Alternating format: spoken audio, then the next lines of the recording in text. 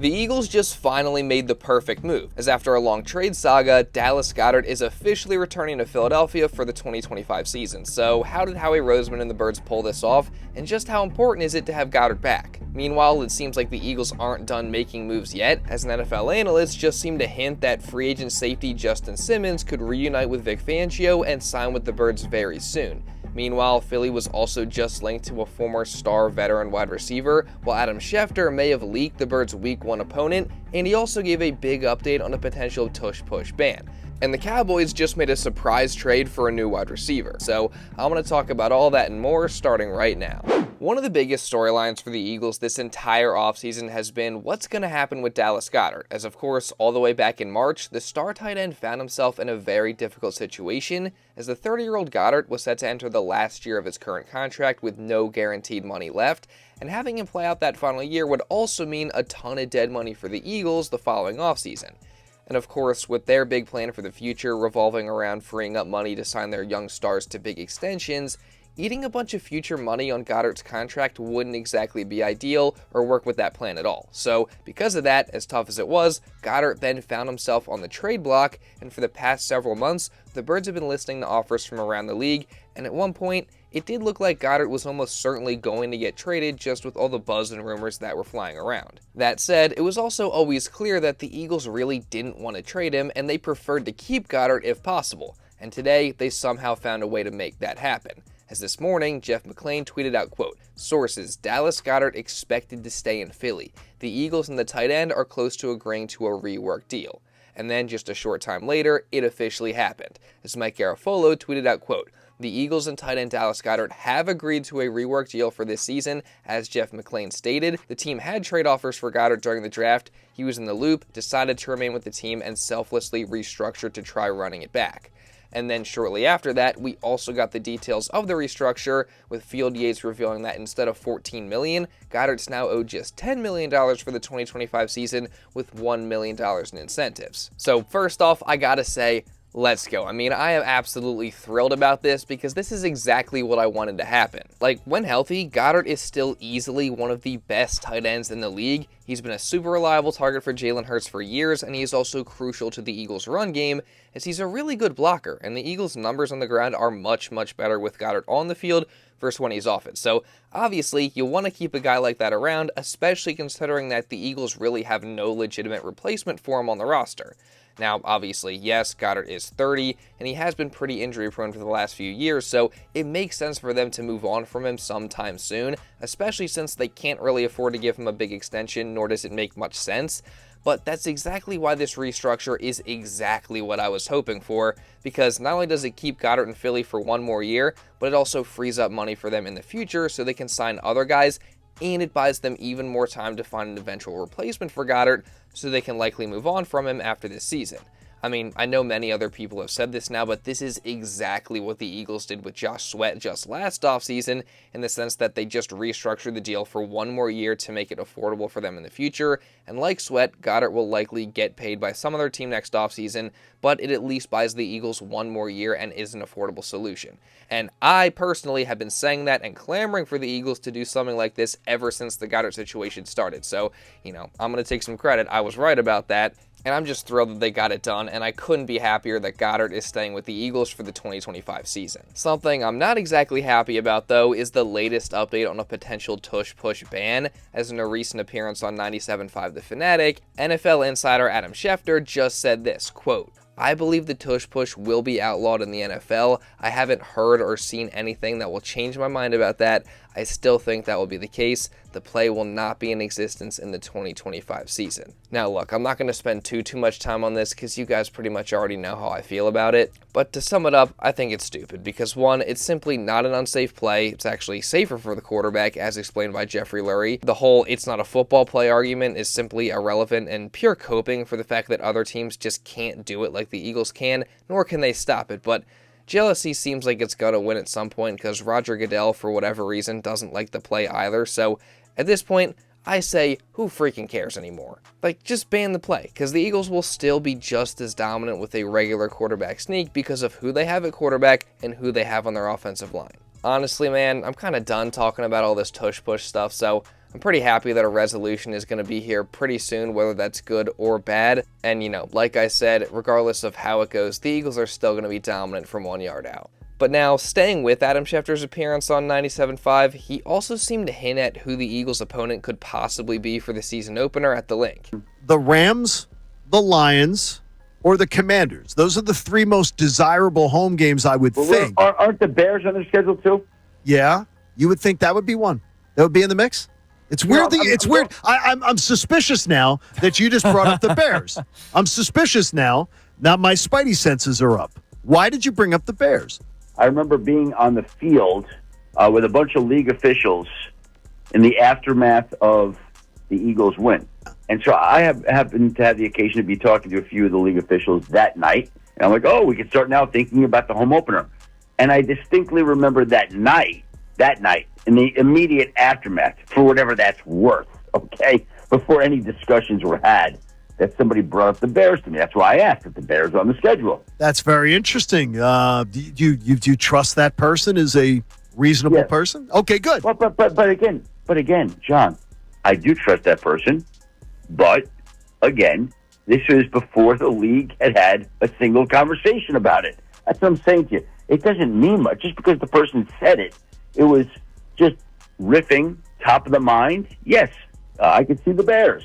Okay. Yeah, so I definitely think that's interesting. Now, again, Schefter's saying that these conversations took place on the field literally right after the Super Bowl, before the league had any real conversations about it, so this in no way confirms that the season opener opponent is going to be the Bears. But that said, it could make some sense considering that Schefter then later said that the league might want the Eagles to play some of the better teams later in the season when they're more established and the stakes are higher, which is why they might prefer the Bears over teams like the Lions or Commanders.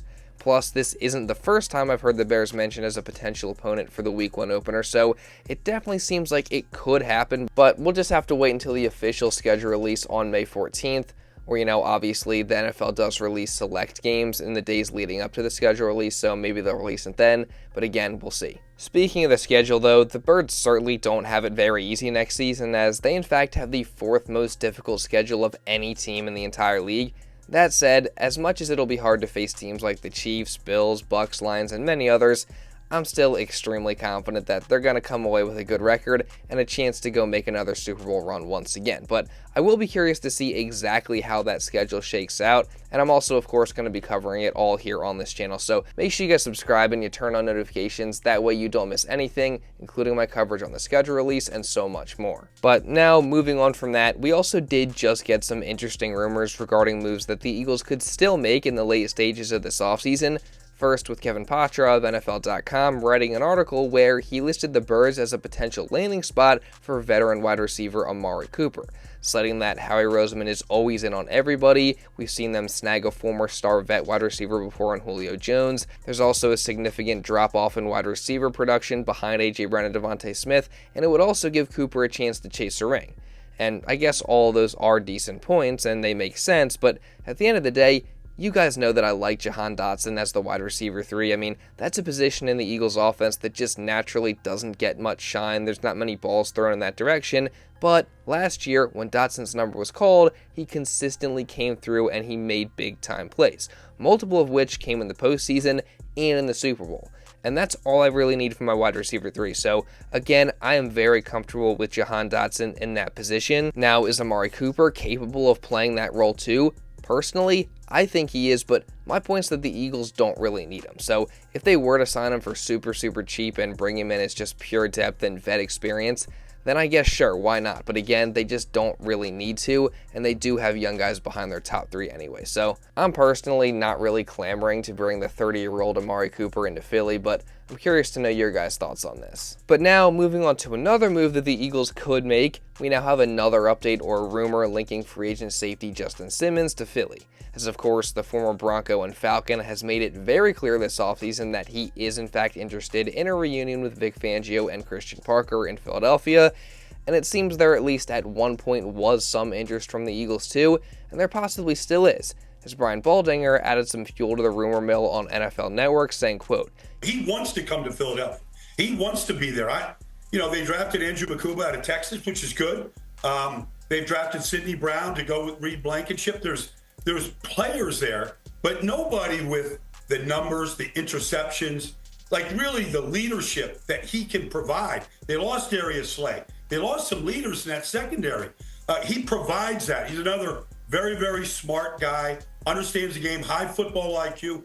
And when he wants to be there, he wants to come to Philly.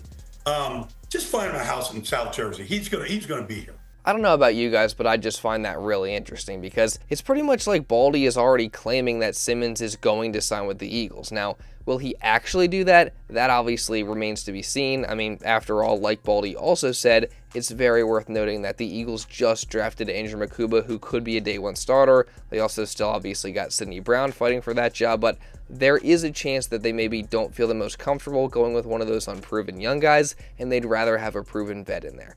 And if that's the case, then Simmons obviously makes way too much sense. Of course, having experience playing under Fangio and Parker, being a former All-Pro and still a good player, and having that leadership ability. So we'll see if it happens, but it definitely seems like there is a lot of interest on both sides, so it is very much in the realm of possibility, in my opinion. Switching topics though, some of the Eagles' biggest stars have been making headlines recently. First with defensive tackle Jalen Carter getting some insane full body tattoos featuring a cross, an eagle, a lion, a gorilla, and a ton more. And then we also have a few Eagles at the annual Met Gala, those being Saquon Barkley, who you can see here, and also Jalen Hurts with his wife, so that was definitely cool to see the Eagles' biggest stars out in the spotlight. What's definitely not cool though is seeing the Cowboys be active and actually make good moves, as today they just made a surprise trade for a new talented young wide receiver in George Pickens, sending a third-round pick and a late-round pick swap to the Steelers to get a deal done. And if I'm being honest, I actually think this is a good move for the Cowboys. I mean, again, Pickens is a very talented young wide receiver who's had good production in his 3-year career so far, putting up 801 yards, 1,440 yards, and 900 yards respectively. And he's a really good deep threat with great jump ball ability. So again, and a good new weapon for Dak Prescott and that Cowboys offense. Now, obviously, they're going to have to give him a new deal with there just being 1 year left on his contract, but it seems like they are going to do that, so I'll be curious to see how much that's for. And of course, with that, it looks like he's going to be having some heated battles with Quinyon Mitchell and others for years to come, which, by the way, with Pickens' attitude, you know there's going to be some beef there, so that'll be cool. And also, lastly, I do want to make this clear. Yes, I do think this is a good move for the Cowboys, but still, it does not scare me in the slightest, and I don't think it puts them over the hump whatsoever. But now, all that being said, you guys already know that there's going to be plenty more stuff happening for the Eagles in the next few weeks and months. We obviously got the schedule release coming up pretty soon here, and also OTAs in a few weeks. So if you don't want to miss any coverage regarding any of that or just anything else that's going to happen for the Eagles this entire offseason and moving forward, then make sure you guys subscribe and you turn on notifications because I cover everything here. So trust me, you're not going to want to miss it. Make sure you subscribe and you turn on notifications. And also, if you did enjoy this video and you want to show some support, make sure you drop a like because it really, really does help me out a ton. See if we can get to at least 500 likes on today's video. And also, leave a comment down below because that also really does help me out a ton. Again, I just love hearing from you guys. So leave a comment. And also, if you want to watch another Eagles video going over some other stuff, you can check this out right here. And now with all that being said, that's pretty much all I got for this one, guys. So thank you all so much for watching, and I'll see you in the next video.